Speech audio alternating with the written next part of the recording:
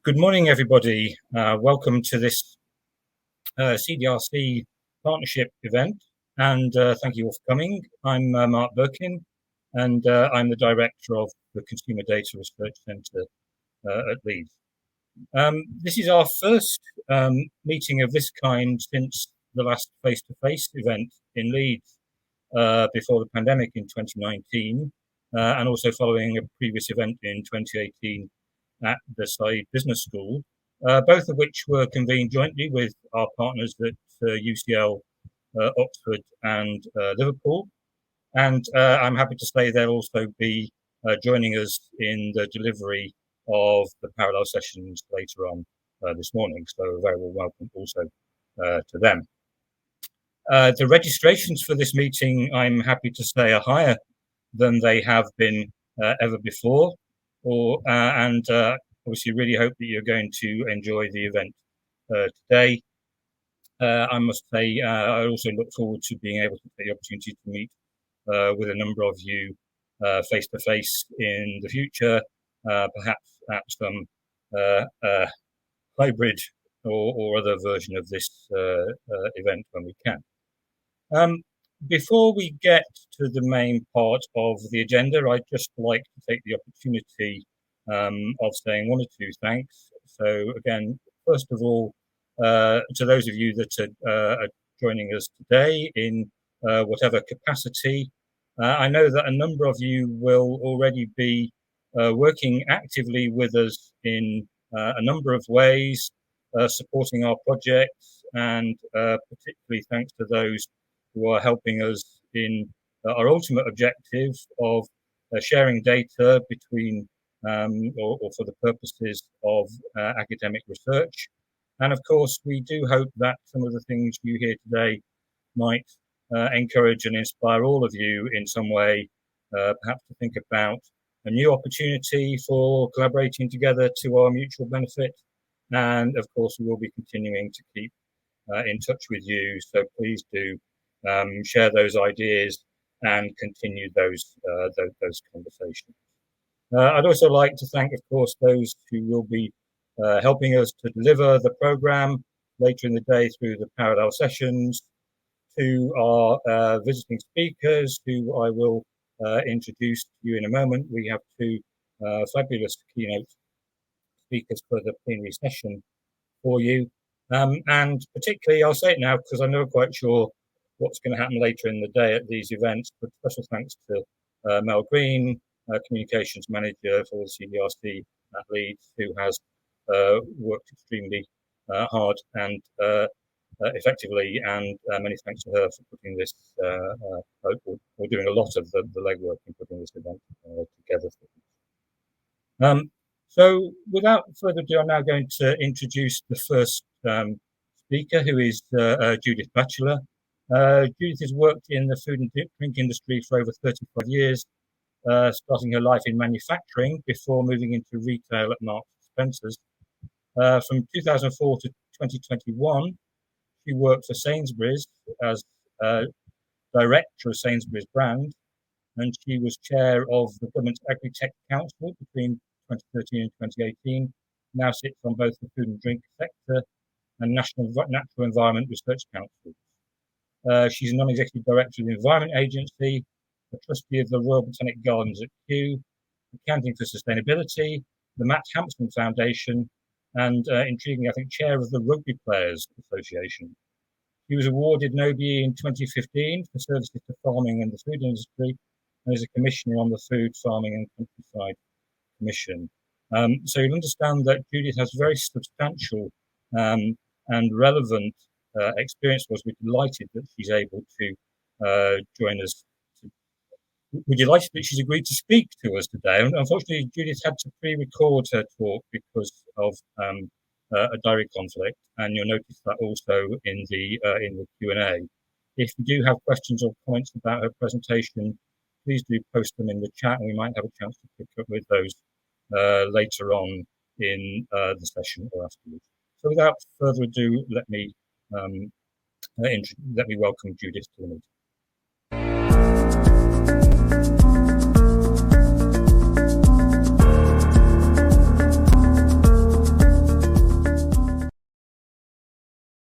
Thank you for that kind introduction. And I also just wanted to say how happy I am to be here today to share with you some of my thoughts about data and how to get to those big and actionable insights. For the next 20 minutes, I want to talk to you about a lot of my own experiences actually in the management of data over very many years and the lessons that I've learned, and to illustrate that with some examples of the art of the possible. And I wanted to start by talking about the system that I'm part of. The agri-food sector is massive, and from agriculture and land use at one end to consumers and consumption data at the other, we're talking about a massive sector within the UK that employs almost 4 million people. And this doesn't even begin to include all of the other ancillary operations that sit alongside this. So things like energy, water usage, road transport, so on and so forth. And as you can imagine, within that slide, if you were to delve into each part of that sector, you would find massive amounts of data. But of course, the one thing about systems data is most of the elements of the system don't talk to each other. And therefore, a lot of the potential to get great insights from this data is often lost. And my experience working in retail, we have massive amount of sales data, whether it's Kantar, Nielsen, our own electronic point of sale data. But again, that data is often looked at in a very binary way. So, for example, when Kantar publish every month grocery market share figures, and we're all very avidly concentrating on those minute movements in market share that everyone is so interested in. But of course, again, underneath all of that, what can that sales data tell us?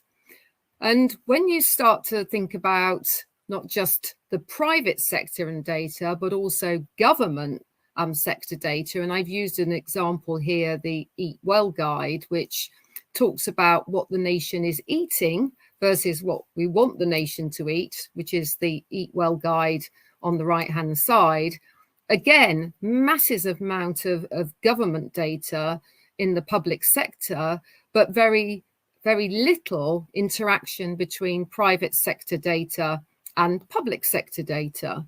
But just imagine that you could merge both public and private sector data together, and the kind of insights that would bring on everything from policy making to regulation to compliance to regulation, and to understand how we're progressing towards some of the targets that we have to reduce food waste or childhood obesity, for example.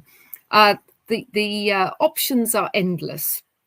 So one of the things that we'd looked at in my previous life was how can you bring together some of that public sector data and private sector data, different data sets altogether, to provide the insights that might help move things forward and to create better outcomes and better decision making.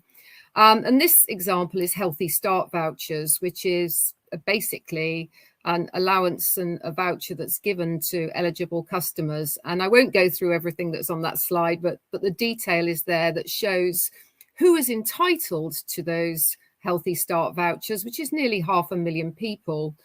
And the money that they get, which is £4.25, and the criteria for that, which is basically low income families and families on universal credit. And those are great, but what we know is that according to the government, of the 85 million that's available annually, only 46% of that is actually being taken up by customers. So how can you take that public sector data and then marry that to private sector? So this is looking at supermarkets in Scotland, but supermarkets from all over the UK. It's taking things like rates of childhood obesity, indices of multiple deprivation, looking at over 65s, looking at fertility rates, looking at free school meal eligibility, right down to individual supermarket level, and then overlaying that with things like Healthy Start voucher usage, which enables you to then say, where would we like to intervene? Where is the greatest need? And how can you prioritize? Similarly, with things like the impact of policy. So this is an example of the introduction of the soft drinks levy throughout the UK. And obviously the government and Treasury had worked to predict what they thought the sugar tax would do to the sales of soft drinks and what kind of income that would create for Treasury to invest in school sports and other things that the levy is to be used for. And what this shows is what's happened to total soft drink sales, what's happened to soft drinks that are tax exempt, and what's happened to the sales of soft drinks that obviously have a sugar tax. And again, sharing that data from a private sector point of view with government is extremely powerful in understanding whether policy and regulation is having the impact that you think it's going to have. And as we go through all of these things, some of things have become very obvious, I suppose, to me, and that is what kind of data is useful in decision making, whether you're government or whether you're private business. And where has that data been easy to use and easy to apply to some of those scenarios, and where has it been difficult? And essentially, what we're looking for is standardized data. So the soft drinks example is great because the criteria for the levy were really well defined, and therefore the data that we were all collecting was really well defined. But that data not only needs to be standardized, but it needs to be consistent across the board. We need to understand our levels of confidence in that data and accuracy, and also that data needs to be interoperable. And quite often, it's that last part, the interoperability, where the data falls down. The other thing that has become really apparent to me is how much data is enough data, because there is so much data out there, and a lot of it is really difficult to standardize. It's really difficult to get those high levels of confidence. And almost you can spend all of your time making sure the data is good enough when actually you've probably got enough. So it's a classic 80-20 rule. And it's the classic, when is good enough? And the answer to those questions, or both those questions, is it depends. And what I've chosen to share here with you is 3 different scenarios of using data, and there are many more, so they're not limited to these 3, but data around sourcing decisions, data around consumer choices, so how customers are making those choices, and decisions around driving behavioral change. So on sourcing decisions, as a business, we'll be thinking about what you source, where you source it, how you buy it, and how you sell it. And the data that you need to do that is really important, because there are lots of things going on in global food supply chains that impact consumer choices, but also impact the reputational risk and the reputation of businesses.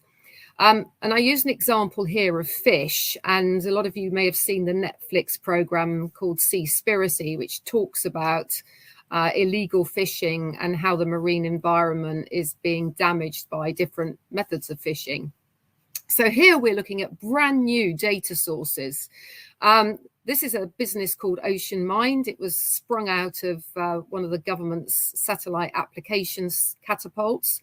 And basically, what they're doing is layering multiple data sources with Earth observation technology to basically work with supermarkets, work with governments to ensure that fish is caught in a regulated and managed way. And we know that's important because 25% of the world's fish is caught unregulated and unreported.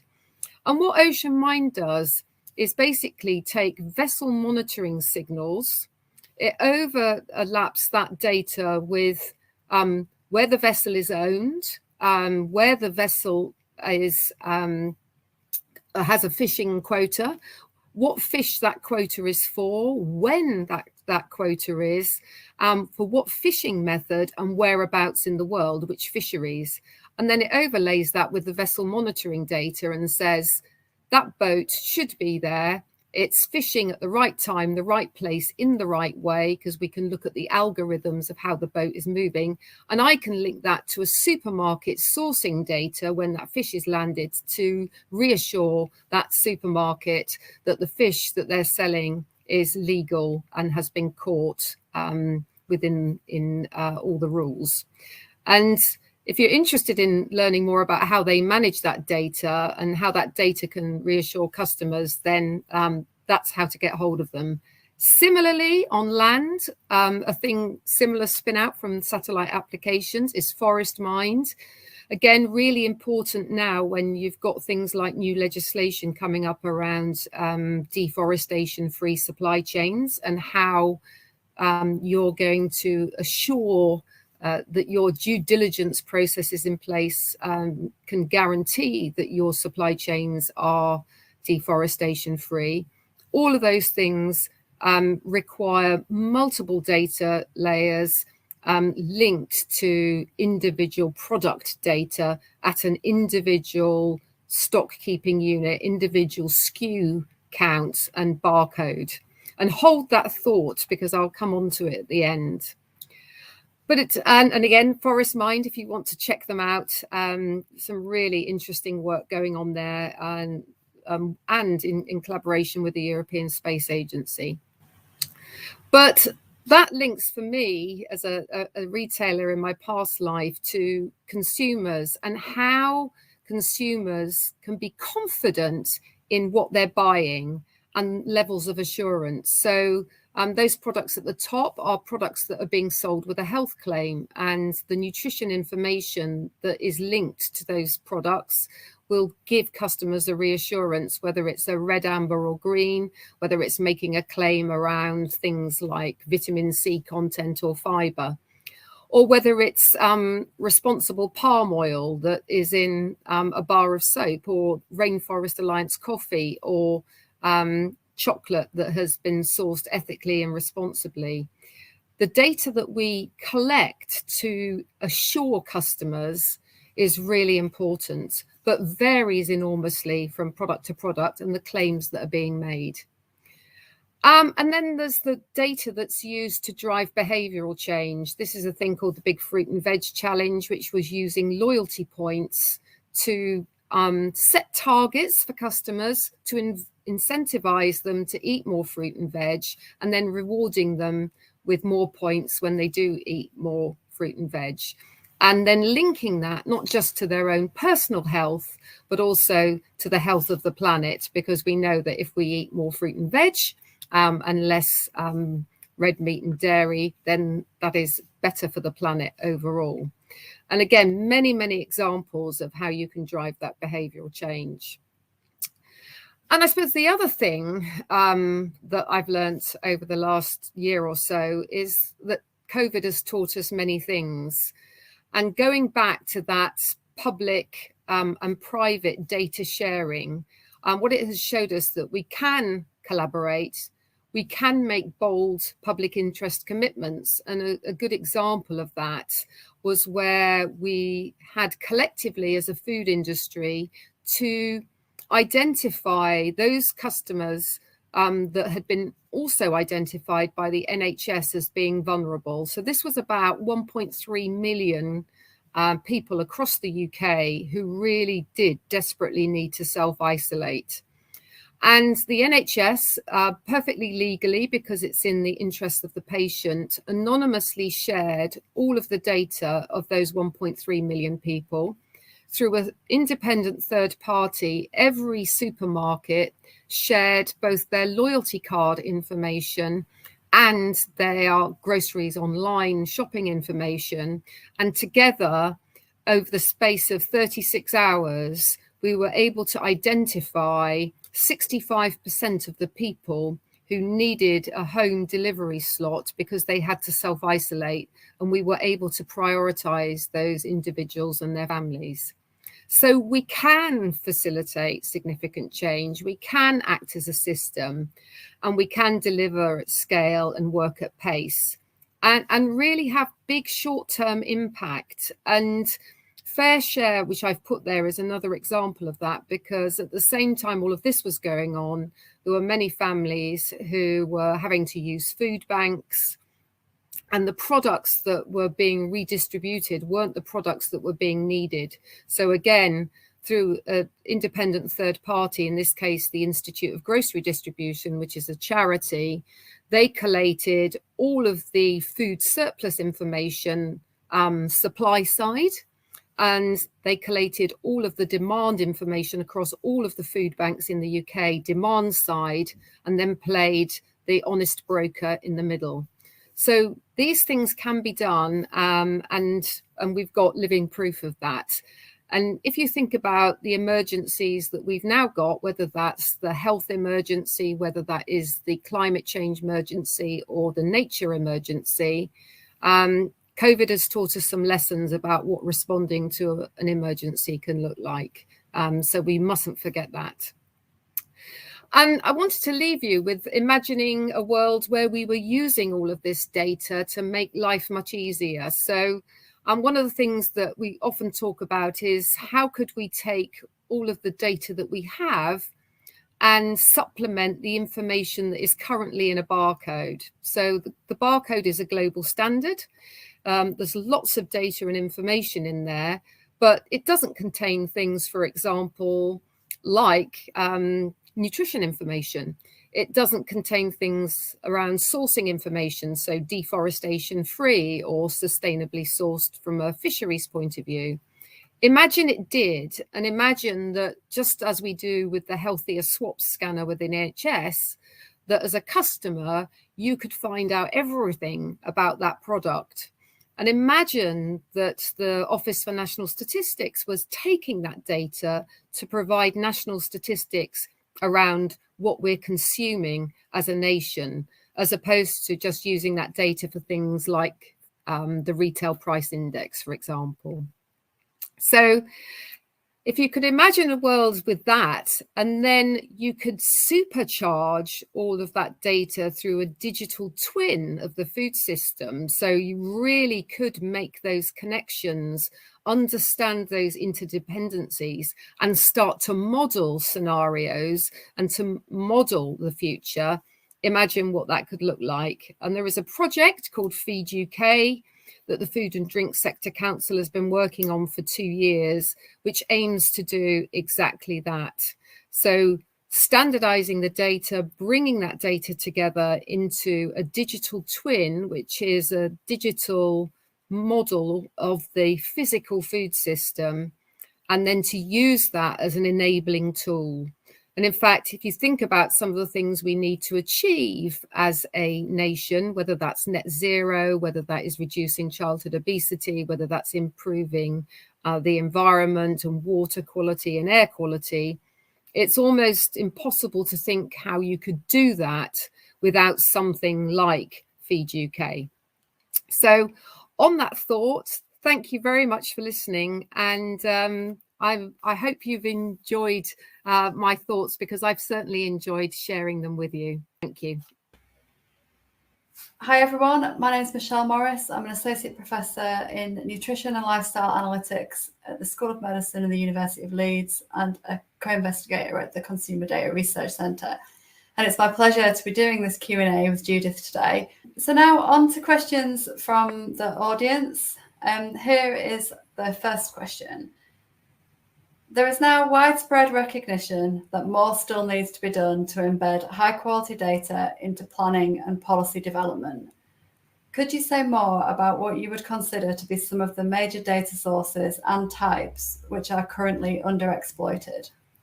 Yeah, I mean, I would say the big one is electronic point of sale sales data, because it's massive and it tells you, what people are buying and therefore probably what they're consuming. I know there's a slight difference in that, but what they're buying, what they're consuming, it tells us where those things are coming from, whether they're produced in the UK, where they come from overseas. We can collate huge amounts of insight that then can be acted upon from a policy or regulation point of view that we just don't. So most of that data is already digitized because it has to be, because of the very nature of it. There are lots of things that can be done with it, but also because of the nature of retail and consumer goods, there are lots of trials and interventions that can also be played around where you know that the data that you're collecting and the reaction that you're getting to those interventions is absolutely spot on, because that data is so well defined. And I think, you know, that's a big missed opportunity. And I know that you do lots of work in that space and potentially could do so much more if you could get your hands on that data. So finding ways to share that data in a trusted way, in a safe way, and some of the work that government are doing on some of those data platforms and sharing, particularly public sector and private sector data across multiple government departments, would be a massive step forward. Massive. When you think about how much data is still collected by surveys and self-reporting, it's remarkable, really. Yeah, I couldn't agree more. My second question is a bit of a shift change, really. I've been really encouraged and excited to see that at this conference today, we have two awesome women giving keynote talks. Firstly, yourself and Lauren Sager Weinstein up next. So do you have any reflections or tips for women and other underrepresented groups in their careers in consumer data science? I've always worked in areas where women have not been the dominant force, as it were. So I suppose I've spent all my career thinking about that. I think the key thing for me is not necessarily being a woman, it's being an individual. And as an individual, finding someone who is more senior to you as an individual, who understands you and cares enough about you to tell you the bad things as well as the good things, and is geared up to working with you personally, because there will be loads of programs you can go on and loads of corporate programs that will push you through, you know, women's leadership courses, various things. But, you know, in my career, I've had probably two people that have really looked after me, and as I say, cared enough to really tell me the things that I didn't really want to hear, as well as the things I did. So that's the first thing. And I think the other thing is, I probably spend too long when I know things aren't right, trying to make them better. And I would say, trust your instincts, because if something doesn't feel right, it probably isn't right. And therefore you need to get that out in the open quickly. I think women tend to be quite collegiate in that respect. And sometimes you just have to say, actually, this is not going to work. And I learned that lesson the hard way, probably, and wasted too much time on things that never were going to get better. That makes sense. But yeah. Find a friend and trust your instincts. Absolutely brilliant advice. Thank you, Judith. Just one last question, if I may. How do you balance the aspirational with the pragmatic, especially at the beginning of a project or relationship? That is a good question, because obviously I'm quite an optimistic person, and I think big and bold and always want to shoot for the stars. Hence the conversation around, you know, trying to boil the ocean with data. But you can do both. And I think it's really important, particularly with big long-term projects, to have early wins. And those early wins are normally the most pragmatic things to get on with. And I hate cliches, but the sort of low-hanging fruit. And a good example of that is where we are with Scope 3 greenhouse gas emissions at the moment and collecting that data. because most of that data at the moment isn't real data, it's secondary data, it's modeled data, and some of it's quite old, but we've got to start somewhere. And at least if we can say, we know that that secondary data isn't ideal, and they're very, very averages with quite broad distribution across those averages.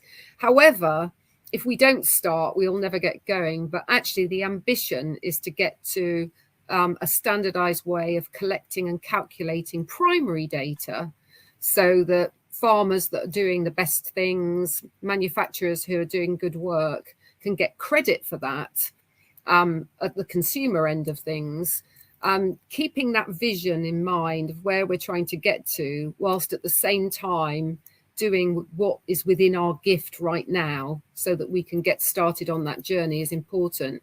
But you have to keep painting the picture of the step along the journey.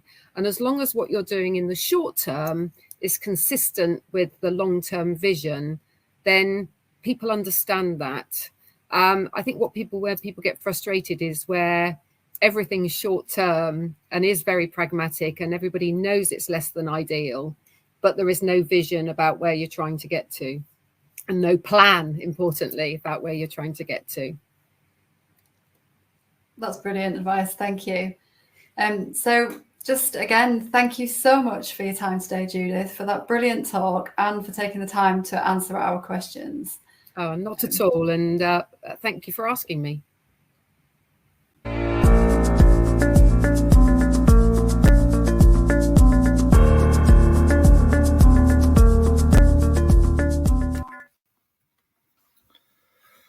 Okay, well, I certainly enjoyed that and appreciated that talk very much, and I hope you did too. If you felt the need or the desire to watch it again later, or perhaps to share with colleagues, links to all the recordings today will be sent out in the post-event email, and that actually includes a bit of extra material, Q&A with Judith that we weren't able to include in view of the time available for the session. Please do keep comments and questions coming in the chat. I noticed something there from Alicia Peel about behavioural campaigns and their possible adverse effects. If any of my colleagues from the CDRC or elsewhere wanted to respond to that in the chat, given that Judith isn't available, of course, to respond immediately, then please feel free to do so.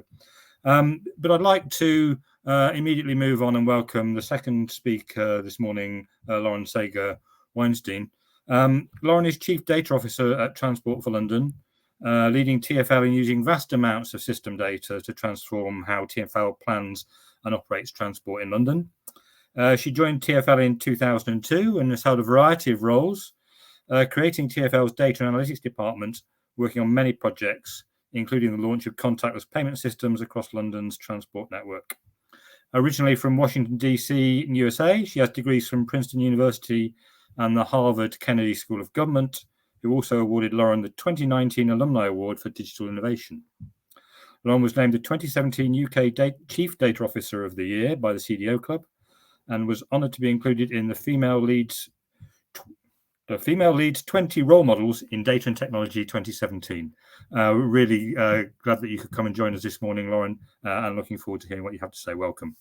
Thank you. Thank you very much for having me.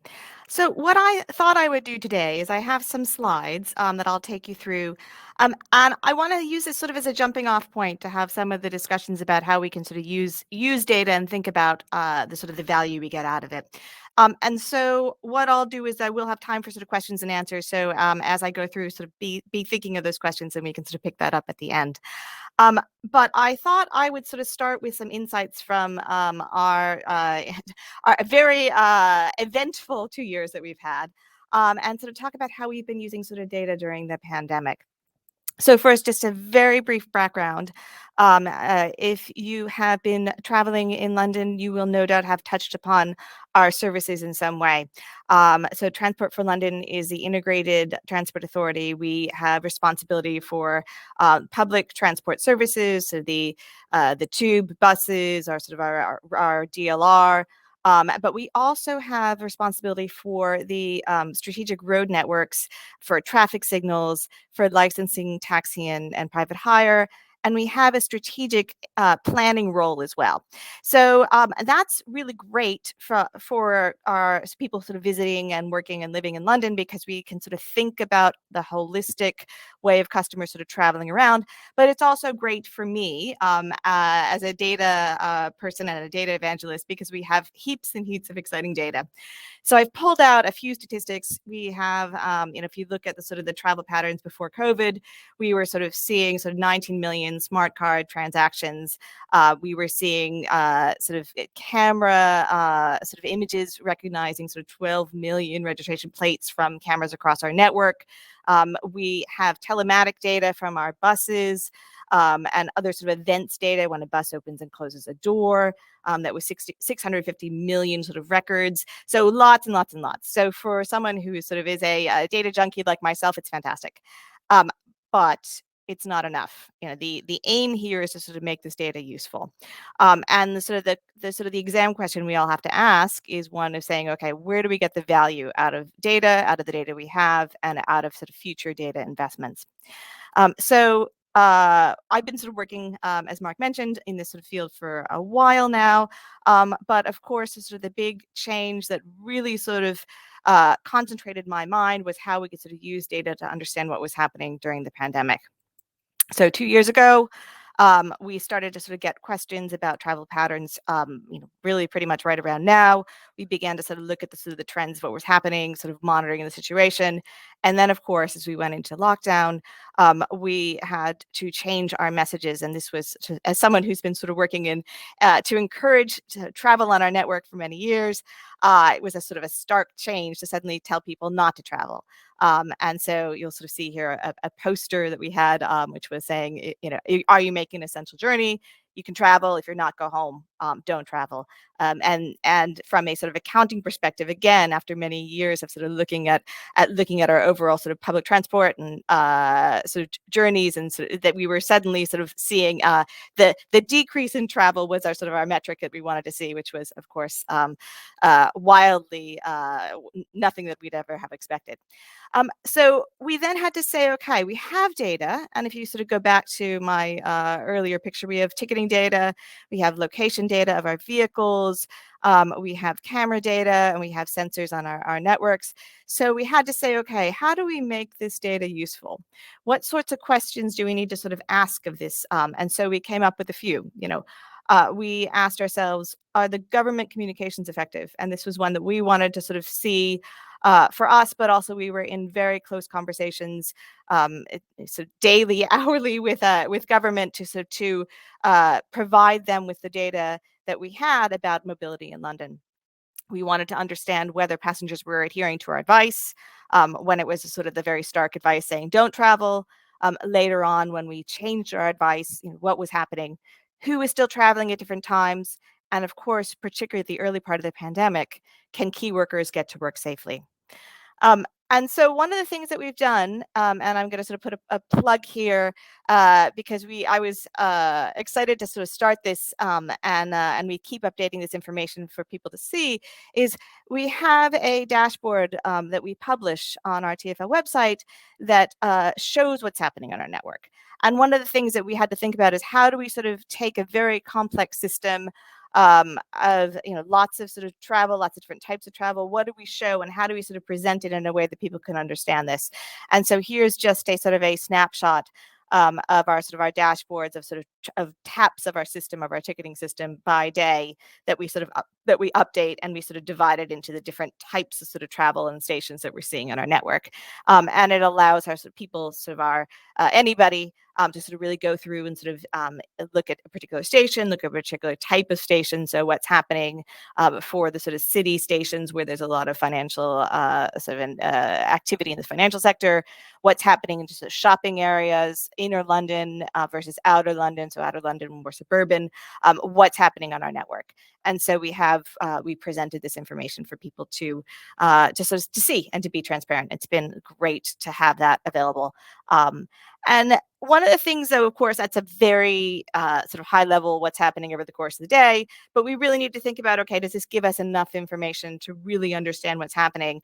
And so we took a step back and we said, okay, before COVID, we used to to sort of think about how our services were running.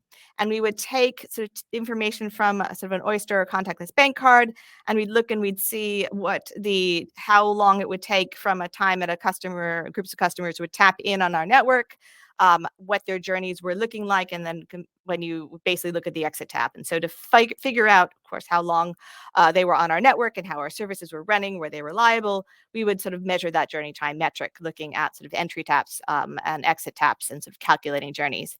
But actually, one of the things we did early on was we flipped this on its head.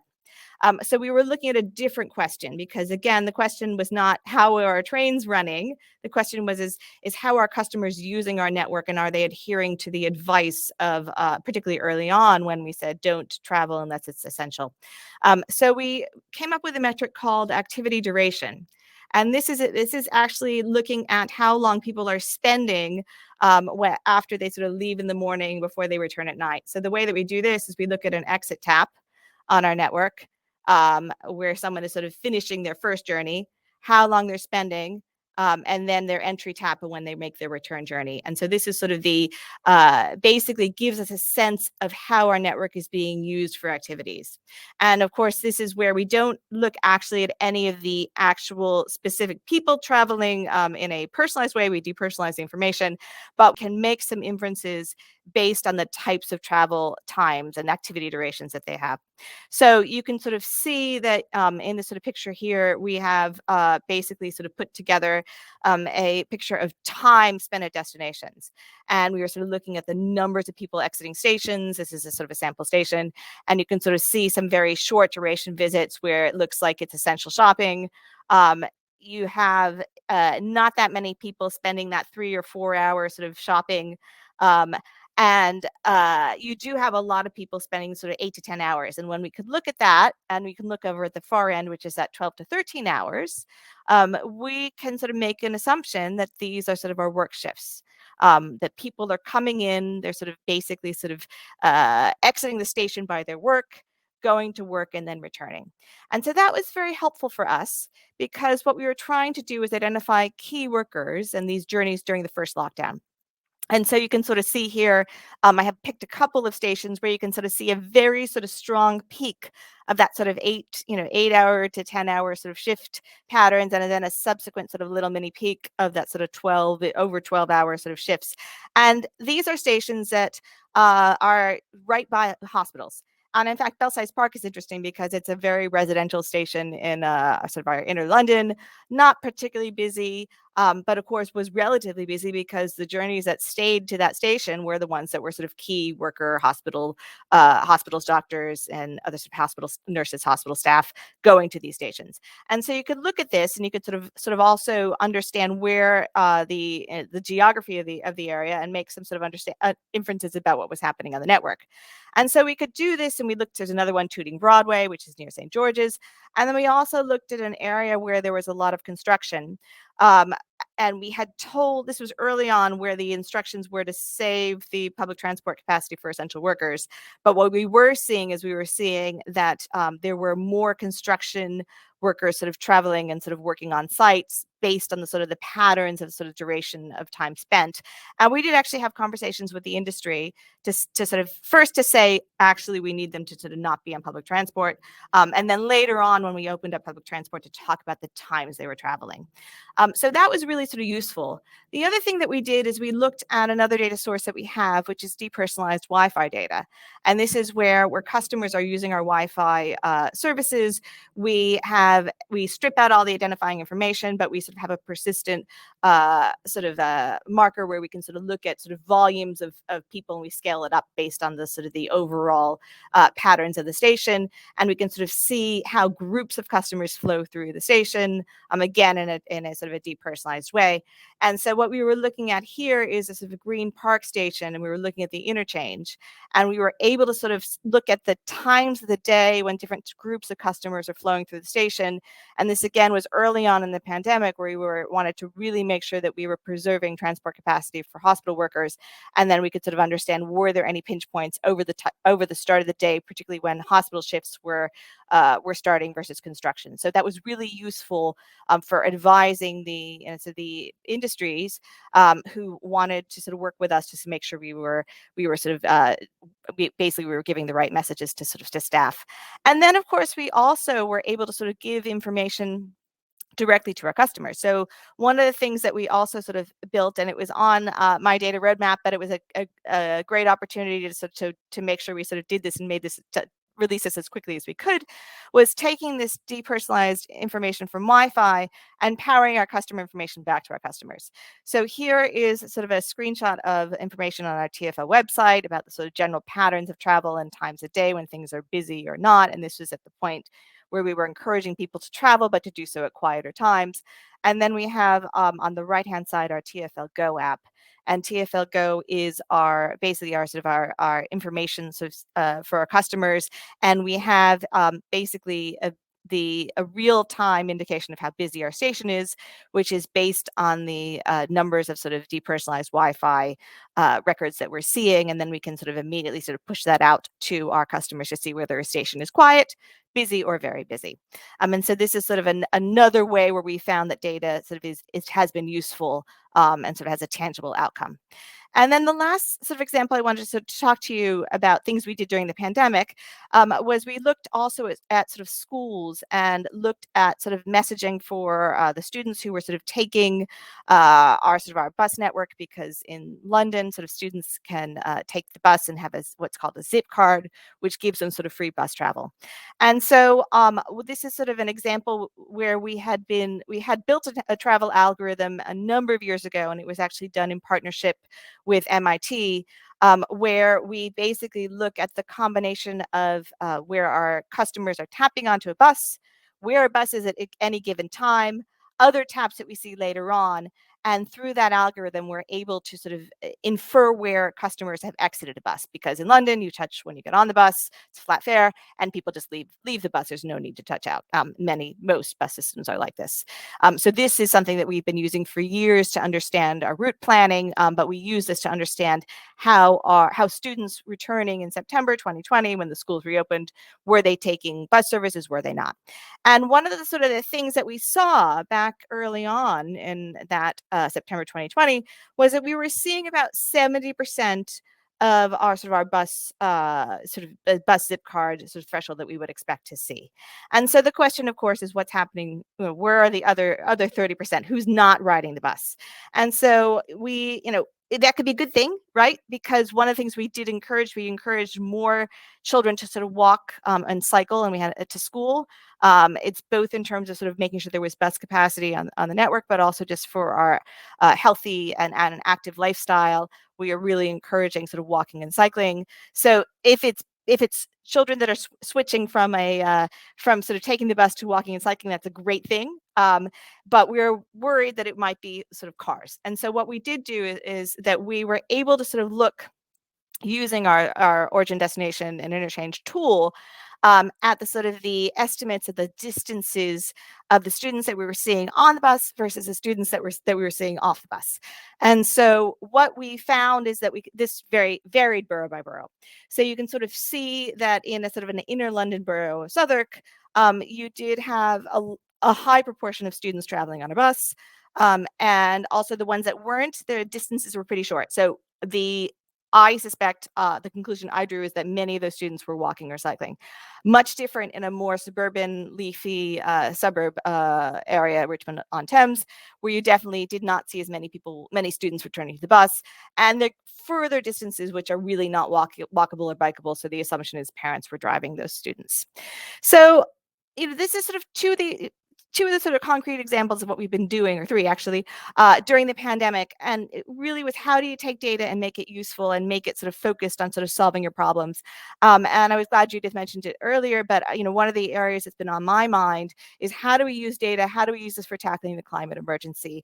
And of course, we have to think about this in terms of overall all the different industries, but particularly transport, of course. We need to think about how do we sort of work to sort of make sure that we're sort of becoming carbon neutral. And so one of the things that we've been sort of thinking about is our environmental framework and our ambitions. And I see a lot of opportunity for data here. We can think about, how do we harness data from our sensors? how do we get data-driven decision making? And then Judith also talked about behavioral change. And again, this is an opportunity here. How do we think about the behavioral change to encourage our customers to do active travel, walking and cycling, and then take public transport rather than private car use? So this is sort of where my thinking and time and focus is going to be going forward. And I am keen to sort of work collectively, because this is a emergency problem we all need to deal with and put our best heads together on. So that was my sort of questions. My presentation. I'd love to take some sort of questions from the audience now. So thank you for having me. Thanks, Lauren. Fabulous. Let's move straight into those questions then. You may be able to see the chat as well as I can, but I can't actually, so I'll let you read them to me. Oh, you can't? Okay. So there's a question from Oh, I can now. At ESRC, who's asking, you said the work demonstrates de-identified data can identify broad groups of people. What work have you done around citizen engagement and governance? And my interpretation of this would be, I think it's two things. Do you have views about, how well the public buys into what you're doing with data already? And do you have thoughts about, drilling down to finer levels, maybe using, I don't know, anonymized individual data linkage, those kinds of issues, and how you might take the public with you if you wanted to do that. So we have to absolutely take people with you. The best example, I think, on this is the work that we did on when we were exploring whether to use depersonalized Wi-Fi information, because we had to make sure we were very clear about our use case, clear about our privacy controls, and we actually spent a number of years sort of sketching out exactly why we would collect data, how we would collect it, how we would protect it. And that's a sort of both an internal exercise of making sure that you have the right controls and policies. And I work very closely with our data privacy team.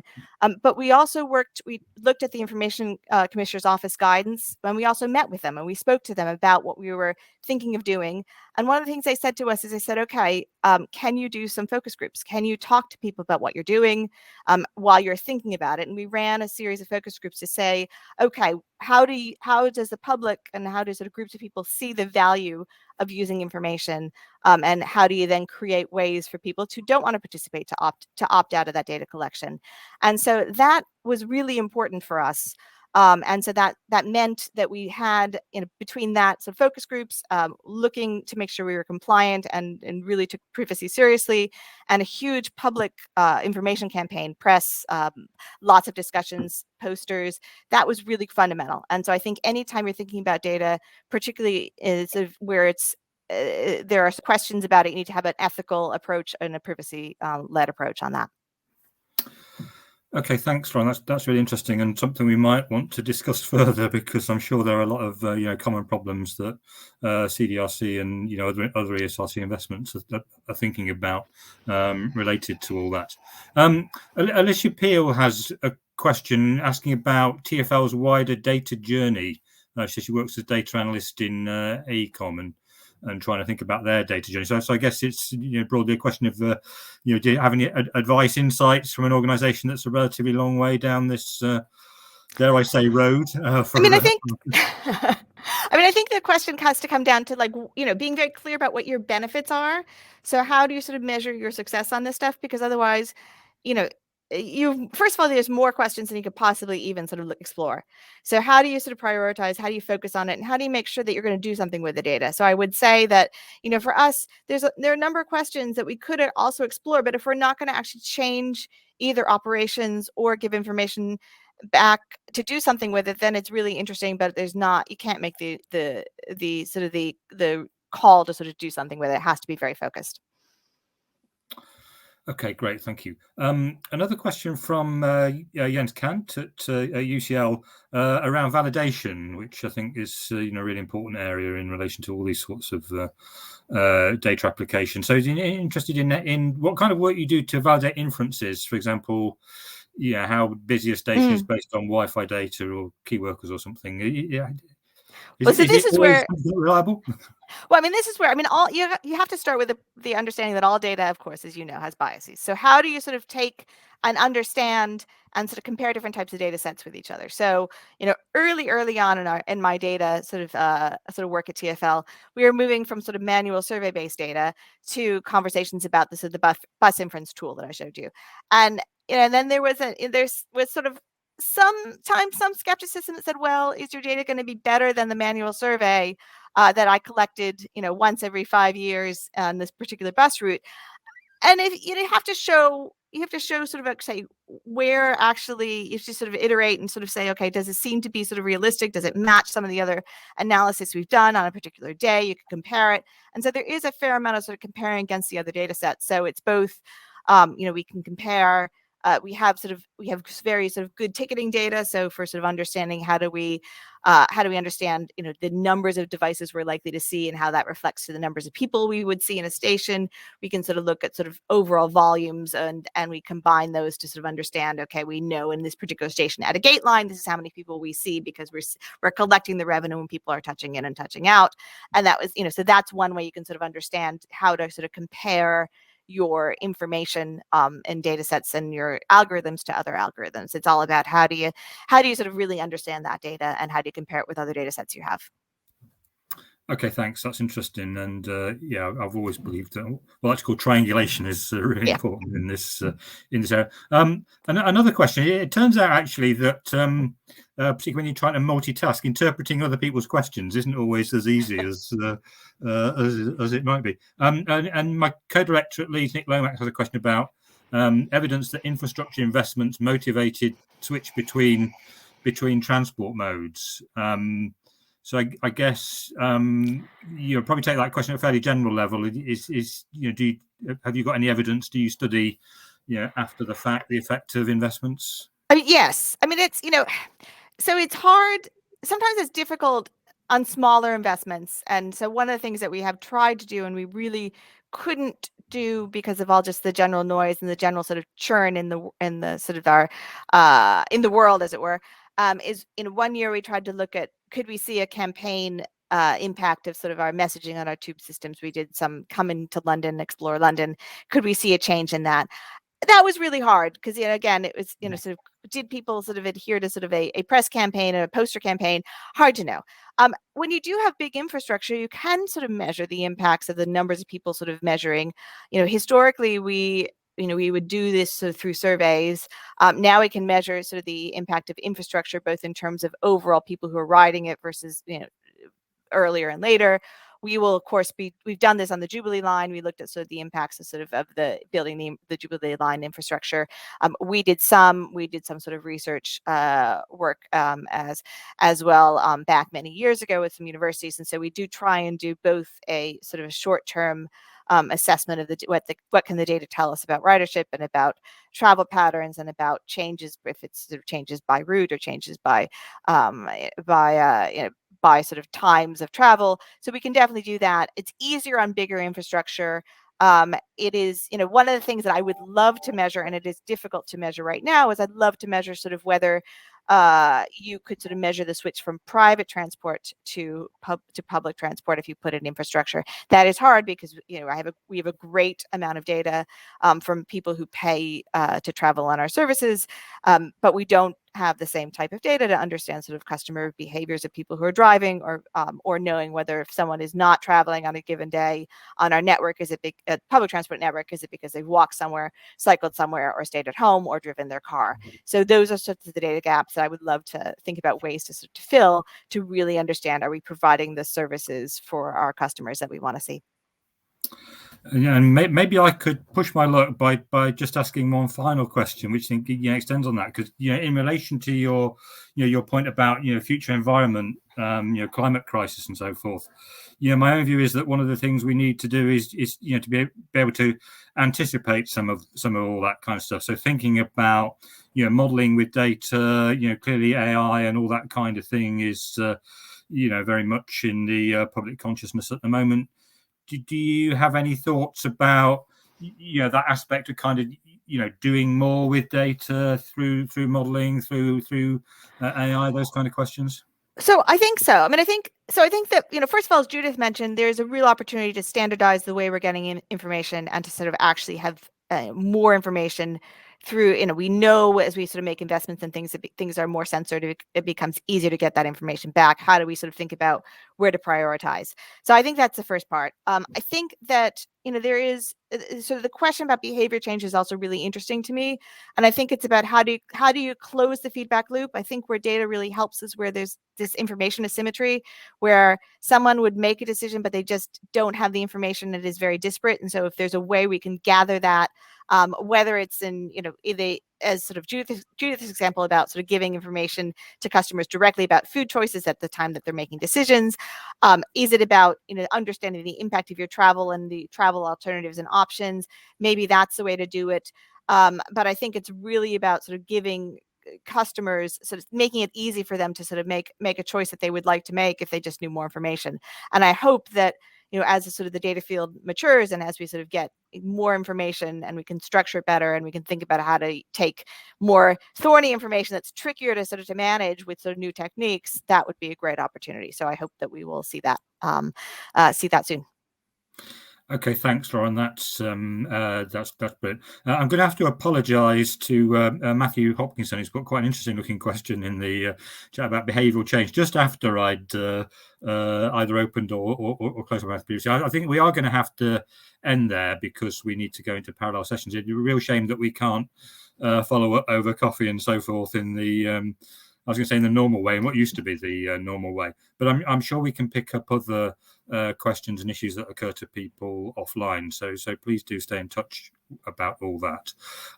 But with thanks again to you, Lauren, for such an interesting presentation. Thanks for sharing that with us. And we certainly hope to share in touch and can continue to follow your progress in the in coming years that I'm sure are going to continue to be interesting for TFL. But without further ado, I must direct you to the parallel sessions which now follow. You should be able to see 3 buttons on, I think, the left-hand side of your screen. I'm saying that because I'm looking at a slightly different screen. So please do make your way to the parallel session, which is of most obvious interest to you. And I hope that you will find that enjoyable and informative, and indeed that you've also found these plenary talks to be so, as I certainly have. Thank you very much and enjoy the rest of the day.